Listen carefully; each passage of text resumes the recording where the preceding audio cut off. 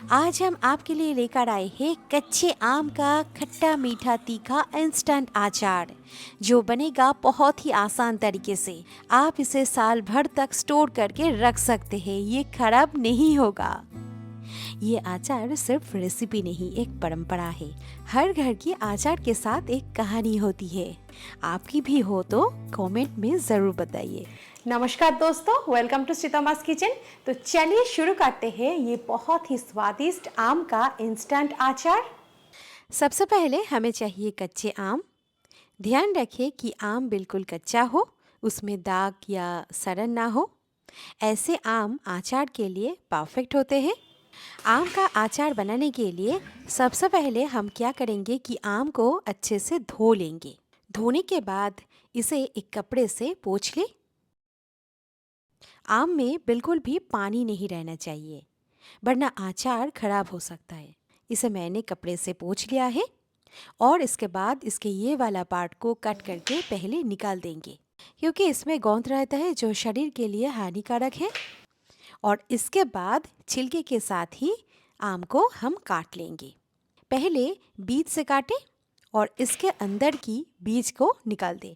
अगर गुठली है तो सावधानी से काटें। अचार बनाने के लिए आप इसे लंबाई में काटें या इसे चौकोर टुकड़ों में काट सकते हैं। हम इसे लंबाई में काट लेते हैं। बचपन में मैं माँ और दादी को घर पर अचार बनाते देखती थी। ये अचार सिर्फ रेसिपी नहीं, एक परंपरा है। धूप में रखते ही हम इंतज़ार करते थे और मौका मिलते ही चुपके से थोड़ा थोड़ा खा लेते थे। हर घर की अचार के साथ एक कहानी होती थी। आपकी भी हो तो कमेंट में ज़रूर बताइए। आम को काटने के बाद इसे हम थोड़ी देर के लिए धूप में सुखा लेंगे। इसका मॉइस्चर निकल जाना चाहिए। आज हम आम का इंस्टेंट अचार बना रहे हैं, तो इसीलिए हम इसे थोड़ी देर के लिए धूप में सुखा लेंगे। उससे पहले इसमें 1 चम्मच नमक और 1 बड़े चम्मच हल्दी डाल देंगे। यहाँ मैंने हल्दी अच्छी क्वांटिटी में लिया है और अच्छे से मसाले को आम में कोट कर देना है। आप इसे 7-8 घंटा या पूरा 1-2 दिन तक इसे आप धूप में सुखा सकते हैं फॉर बेस्ट रिजल्ट्स।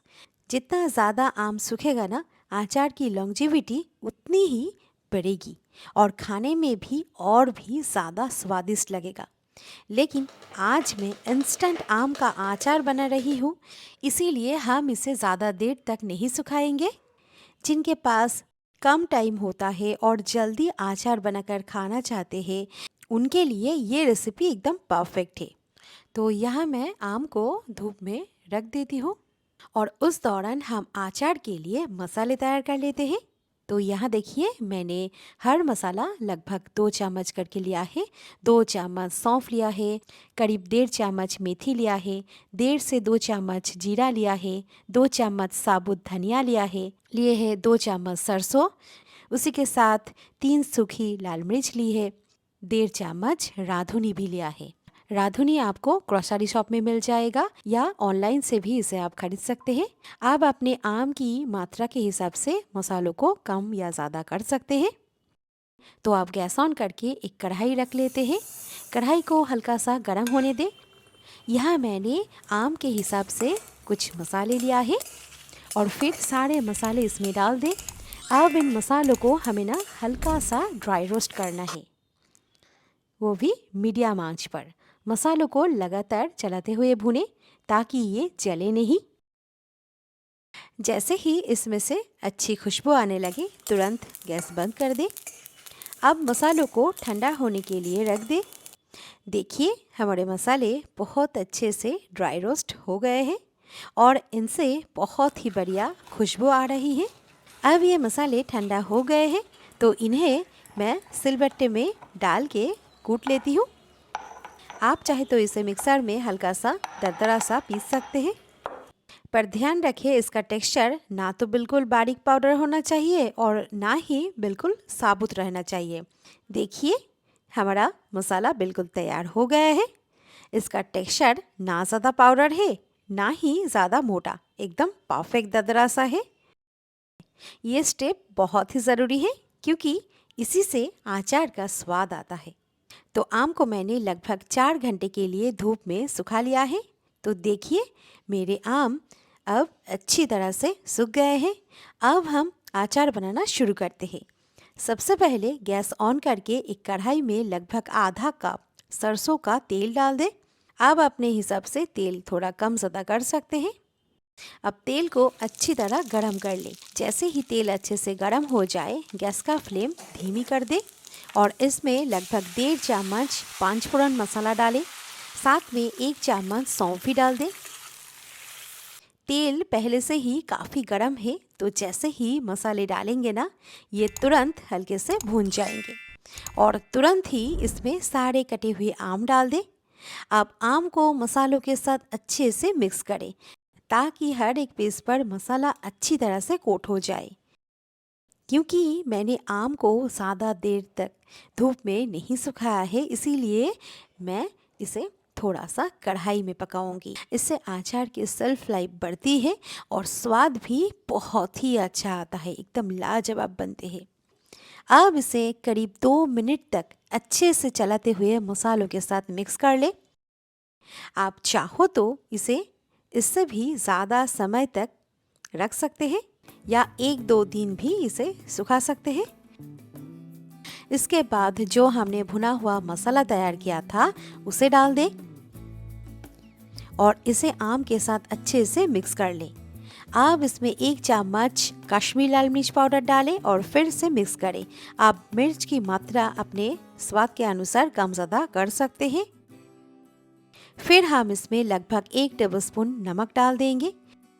नमक आप ज़रूरत के अनुसार थोड़ा कम ज़्यादा कर सकते हैं अपने हिसाब से।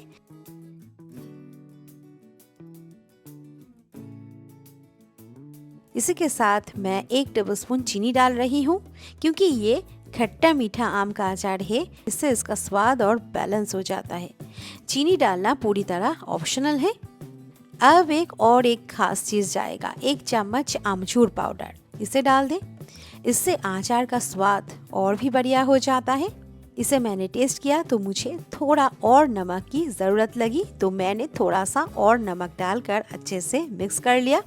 आप गैस बंद कर दें। देखिए अचार का टेक्सचर कितना शानदार और बढ़िया लग रहा है ना? खाने में भी उतना ही टेस्टी लगेगा। आप इसे पूरी तरह ठंडा होने दें।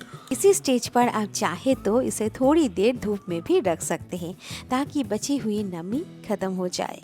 जब अचार पूरी तरह ठंडा हो जाए ना, तब इसे एक साफ और सूखे कांच के जार में भर दें। ध्यान रखें, जार को पहले गर्म पानी से धोकर अच्छी तरह धूप में सुखा लें। जार में बिल्कुल भी नमी नहीं होनी चाहिए, वरना अचार खराब हो सकता है। तो आप देख सकते हैं मेरा ये खट्टा मीठा और बढ़िया लाजवाब इंस्टेंट आम का अचार पूरी तरह तैयार हो गया है। इसका टेक्सचर भी कितना बढ़िया लग रहा है ना? अब मैं इसे लंबे समय तक ऐसे ही स्टोर करके आराम से खा सकती हूँ, जब भी मन करे तब।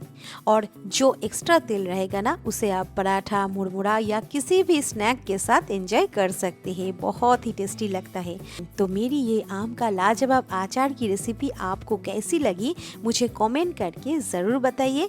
दोस्तों, अगर ये रेसिपी आपको पसंद आए, ये वीडियो को लाइक करना बिल्कुल ना भूलें। तो ऐसे ही नए नए रेसिपी देखने के लिए सब्सक्राइब करें श्रीतमास किचन चैनल को।